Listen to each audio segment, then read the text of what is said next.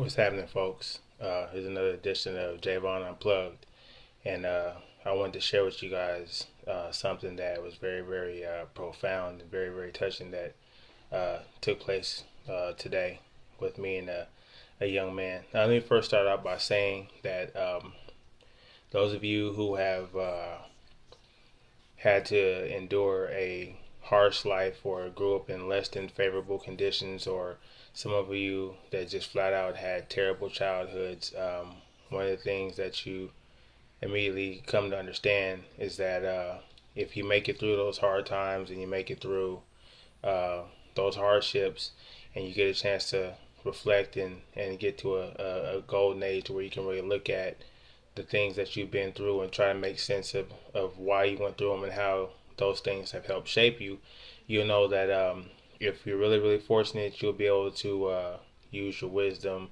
and your experience and help to shape some uh, youth at some point, help them get their life on track. If you're really, really lucky, you'll be able to inspire them and get them to push through whatever negative situation they're in. But for the most part, hopefully you get that satisfaction of knowing that whatever you endured, whatever you had to bear on your shoulders alone, was well worth it when you have an opportunity to share it with somebody and they benefit from it. And in my case, I benefit from it.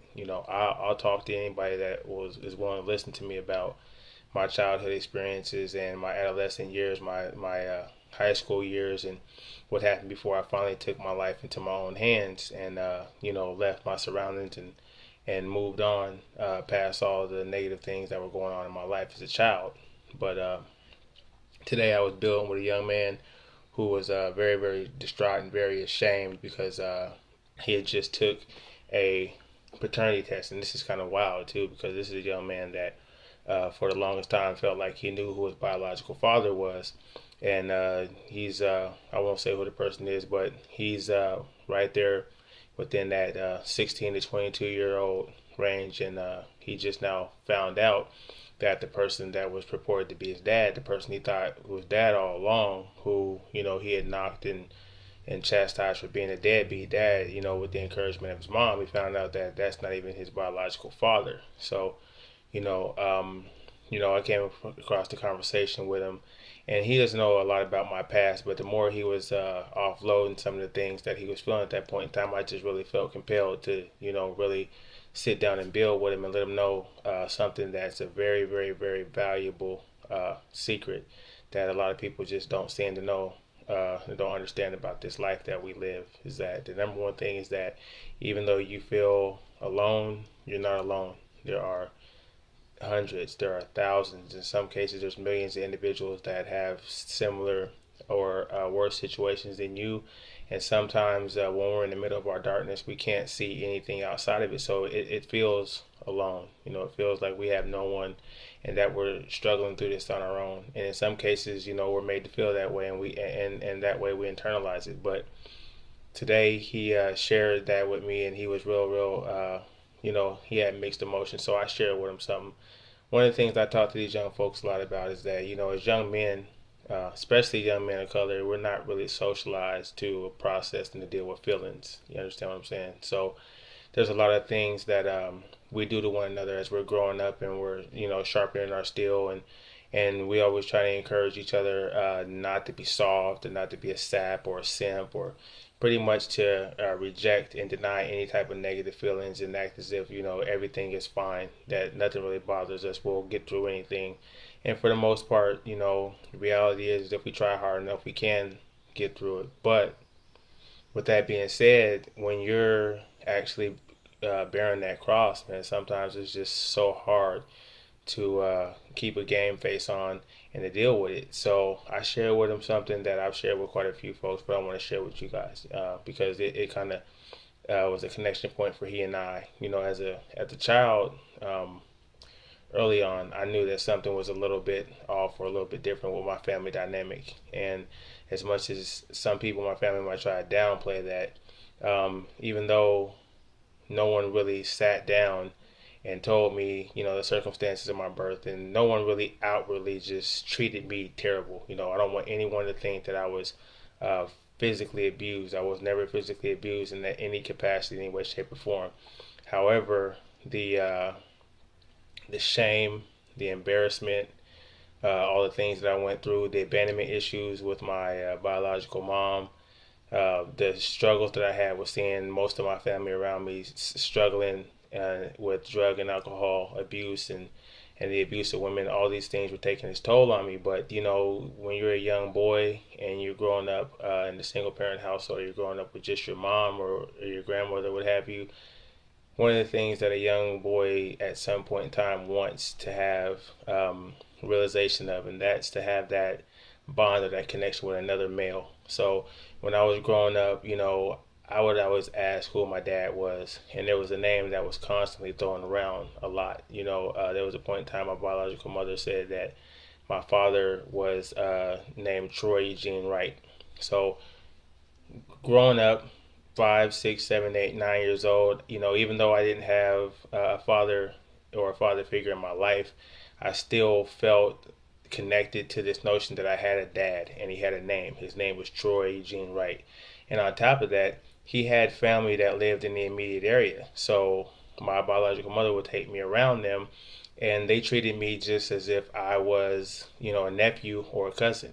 So I had, a great relationship with, my cousin, Simon, or my aunt, his sister at that point in time, Lisa, or even my, other cousins, Jerry Petty, William Petty. Whenever we went around the community and neighborhood and I seen them, it was all love. They were my cousins. I called them cousin. They called me cousin. And in my mind and my heart, even though I didn't have a connection to Troy Eugene Wright, he was nowhere in my life, I still felt like, okay, I still have something that validates me on this earth. You know what I'm saying? I still have an extended family. I have my family on my mother's side, and then I have family members on my father's side that whenever they see me, I come to the house, play, go outside, come in, eat, get Kool-Aid, get all that good stuff. It was nothing but love. But there's a memory that I haven't really shared with that many people, but it was a very, very defining moment in my life, because when I look back at it, there are a lot of things that happened after that very, very disappointing moment that I just could not connect together. But at this particular stage of my life, they all make complete sense. So the thing is that, the guy Troy Eugene Wright wasn't, to my estimation, ducking and dodging and hiding. And it got to a point where, he was a very, very well-known minister in the area, had a church and a good following, and it was generally, how I interpret it, a good dude in the community. But again, he and I didn't have any interaction or anything like that. I would go to his sister's house, who I thought was my aunt, and go and play with my cousins, and that was fine with me. And just to be able to tell somebody, yeah, my mother's name is this and my father's name is Troy Eugene Wright, that gave me a sense of holding this, even though I knew that was just a facade on the outside, because my life was not sweet. It was not good. I didn't have a connection with a mother nor a father, but it served its purpose. But I remember this guy came and he picked me up, and I couldn't have been no more than about 7 or 8 years old. He came and picked me up. He had a sky blue or a baby blue, powder blue Volkswagen Bug or something, some make and model that's similar to that. And he picked me up from my grandmother's house, and he took me to a baseball game, and I'll never forget this. The baseball game, the Oakland A's were playing against the Seattle Mariners. So we go to a baseball game. We just hanging out. He's asking me, typical father questions. How you doing in school? He found out I was going to church. He asked me what I felt about the Bible. Did I get baptized? He's, trying to, in my opinion, I thought he was asking questions to try to connect, with me and infuse himself in my life. So we went to the baseball game. We had a ball. He bought me everything I wanted, a couple of hot dogs, popcorn, all kind of pop, candy. So he drops me off. He comes to my grandmother's house, and he drops me off, and my grandmother is sitting on her porch, and she had one of those little like glide swings, so you could see like maybe 3 or 4, but you sit down in a little glider, and it glides back and forth. So I'll never forget this. So I'm getting out of the car, and he gets out of the car first. And he comes and he opens up the passenger side door, and he lets me out and he asked me, did I have a good time? And I said, yeah. And so I immediately start asking him, when are we going to hang out again? And I heard that he had a wife, so I was asking him, hey, do I have any brothers or sisters? Or, and he got in the car, and he closed the door, and he he looked at me, put the car. He had it was a stick, so he got on the clutch and what have you. And his last words to me, he said, you're a very, very good kid, and I would be proud to have you as my son, but I'm not your dad. And he drove off, like literally drove off right then and there, and I remember standing there on the sidewalk, kind of like in the driveway area, just a little bit, just kind of like looking at where the car was still at. I'm just looking, and I didn't really know how to take it. I was just so numb to the situation, and I turned around, and my grandmother was still in the glider, and she was knitting.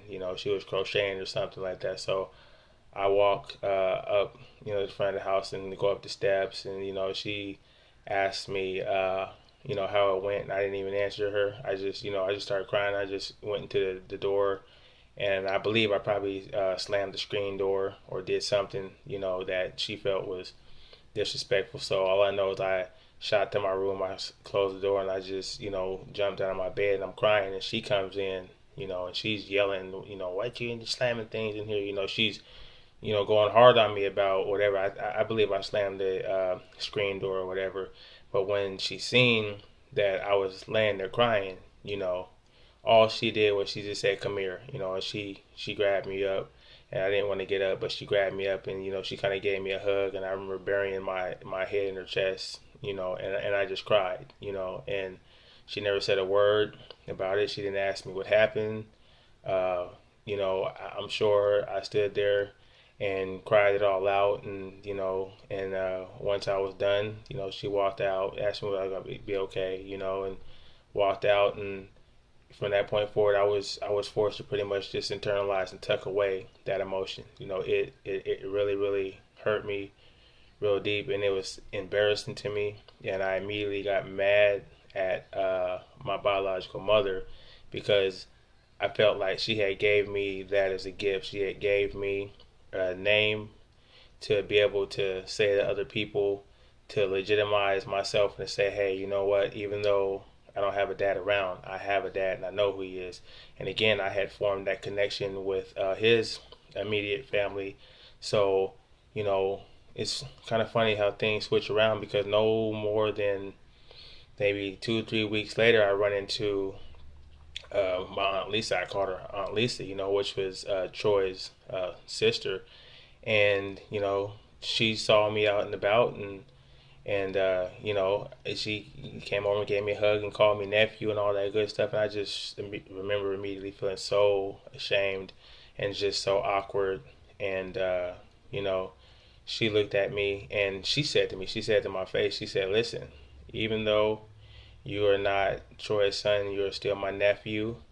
And to be honest with you guys, again, I broke down right there. We was on a city street. We was out in traffic, and I broke down crying. And I remember her giving me a hug, and I just felt so ashamed, because all this time, all I really wanted was to have that connection to somebody. I didn't really, really have a connection with my relatives on my mother's side. I was forced to be around them because I lived with my grandmother at that point, and they came and went, but I didn't really feel, connected to any of my cousins or aunts and uncles. And as I thought about it, I just had made my mind up I wasn't ever going to go to Lisa's house again, because it was just too much to deal with. To this day, I never had a conversation with Simon, never had a conversation with Michael, never had a conversation with Jerry Petty, never had a conversation with Will or anyone else in their immediate family that welcomed me and, called me their cousin. I never had a conversation to say, look, man, I appreciate the fact that you guys treated me like family and all the times we shared together. but I really had to step away because I was just so ashamed and just so embarrassed that, Troy was not my dad. That's just so much to put on the shoulders of a young boy to have to deal with. It's not enough that you're dealing with abandonment issues because your mother has chose, drugs, alcohol, prostitution, you name it, the streets, and pretty much left you, to fend, for yourself and to see all of her brothers and sisters and everybody else, look down on her for that. But then at the same time, put me in an awkward situation because now I feel like I'm just the odd person. I'm the oddball. I'm the black sheep. It wasn't enough to have that, but then to have the one thing that I felt proud about was at least knowing I had a father. Having that took from me was terrible. So I shared this with this young man, but there's still a little bit more backstory. As I said at the beginning of this thing, there's a few things that have happened in my life that I just thought were random things that didn't really interconnect, but as I look back at them, they're 1,000% connected. At some point I sat and talked with my biological mother about it, and I told her, I was like, you know what, I know, and I was an adult, and I was like, I know that Troy is not my dad, and I'm not going to knock you for why you chose to tell me that, but I just want you to understand all of the pain and anger and frustration and hurt that you placed upon my heart by that. And I told her the story of him coming, and of course she sat there and she rocked and she was crying and all that good stuff, but it went a little further than that. And I said, I know you knew that he wasn't my dad because there was a situation when I was in the service. I was a young man in the service. I was overseas, and I was a little irresponsible, and when I was coming up to the service there wasn't no mouth swab, so there was a paternity situation that I was dealing with. And I remember going into a place to get my blood drawn so there could be a paternity test. So I'm sitting in the actual doctor's office, and I go in the back and they start drawing these vials of blood. And I swear to God, folks, I swear that I had a flashback and I didn't know what it was. I just felt, and I remember a very, very vivid image of being a small kid. And the reason why I know I was small because I'm looking through the eyes of this image and I'm really, really short to the ground. So I'm a small kid, a toddler, someone, a baby that just learned how to walk. But I know for a fact that I was a very, very small kid. And I just remember being led out of down a corridor, and I know it was a hospital. I'm, as an adult, looking at an image through the eyes of a toddler, and all this is going on while I'm getting the paternity test. And I thought, and I was like, you know what? I bet you that there was a paternity test done on this gentleman, and he was found not to be the father because while I was in the custody of my biological mom and the custody of my grandmother, I was getting welfare services, so I was getting a check. So, and this guy's a prominent guy that's moving around. It's not like he's hiding out and moving this money around or out there as a street hustler and there's no viable or verifiable income. This guy was just an average Joe, just out doing what he could for his family and his community. So for me to be drawing government benefits and him not have to pay child support, he had to have taken a blood test. So I told my biological mom in the same breath, I'm like, you know what? I feel like you knew that he wasn't your dad. And again, she breaks down crying and she's like, yeah, I know he's not your dad, but I just didn't know what to tell you. So I told you that he was your father and he's a good man. And I felt like, he would be able to do right by you and everything. But we had a blood test. We had a paternity test. And I said, I know we had a paternity test. I don't even know how I know, but I know because I felt when I was having a paternity test, when I was a potential father for a young little girl, that something was crazy about that flashback. That's just crazy how this universe works, folks. I swear, I had no idea when I was getting that paternity test, getting that blood drawn, and seeing that image, how profound the image that was. I was able to glimpse back into my past and to see at the very, very essence of when I was starting to develop how things got so far off track for me, how things became so broken, and how I had to pretty much deal with all of this pain and anger and resentment and all these negative emotions that as a kid I just did not know how to deal with. I just tucked them away, didn't deal with them. I acted like everything was sweet. had family members, relatives I hated, but I wanted to be accepted by them. So I did what I thought would make them happy until I realized that no matter who I tried to be for them, they weren't going to see me for who I really am. So where I'm going with this is I share all this with this young man, and to see the look in this young man's face is something that really, really, really warmed my heart. Now, I'd be lying to you if I said that we had this, awesome connection, and now, somehow we're celestially connected, and I'm going to continue to mentor this young man. But we had a moment where he understood that even though he was alone in this process, he shouldn't be lonely because there's somebody else out there that has been through the same thing or has been through worse. And I have no problem with expressing gratitude and positive and negative emotions with men. I feel like, we kind of lock ourselves out of some of the best parts of life when we try to mask everything we're going through, when we put on this bravado like everything's good. So I gave the young man dab, hugged it out with him good, heartfelt, hug, and let him know that at the end of the day, there's going to be more things he's going to have to conquer. The good news is that he's no longer living in the shadow of a lie. That gentleman that he thought was his father is not his father. So the next move is now he got to go back to redress with his mom. Most people would probably give him, any number of things for advice, but I told him straight out, I said, listen, this is not going to be right. It's not going to sit well till you go back to the source. If you run from this or you act like you're going to be cool with this tomorrow, like getting this news is just something that's just going to be a temporary thing on your heart, you're fooling yourself. I was like, what you owe it to yourself to do is to go back to your mom and figure out why and how this thing got the way it is and let her know exactly how you feel. Because again, folks, I'm going to leave you guys with this thing that I feel at the very, very, very core of this in me. And when I talk to at-risk youth, and I talk to people that's going through things, and when I'm going through things myself, I always sit and think about this statement. But I'm going to leave you guys with some real deal shit. Don't ever let anybody on this planet convince you that you don't have a right to feel how you feel. However you're feeling, whatever has got you to a point where you're dealing with whatever emotion you're feeling, embrace that emotion. Process that emotion the best way you know how. If it's a little too raw for you to do it right then, tuck that shit in, compartmentalize it, and find a way to get to it. Chip away at it. But don't let somebody convince you that somehow you don't have the right to feel how you feel, especially if they've wronged you.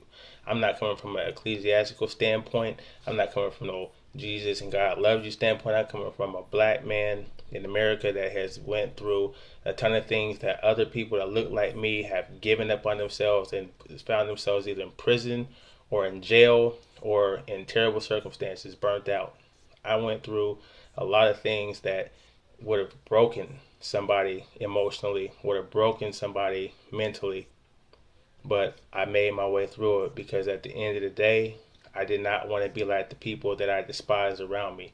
So I wrote something on Facebook, and I'm going to leave you guys with this. It says, some people say laugh today and cry tomorrow, but I say don't never cry. Don't give them that justification. Don't bother. Thank you for hearing me out. God bless.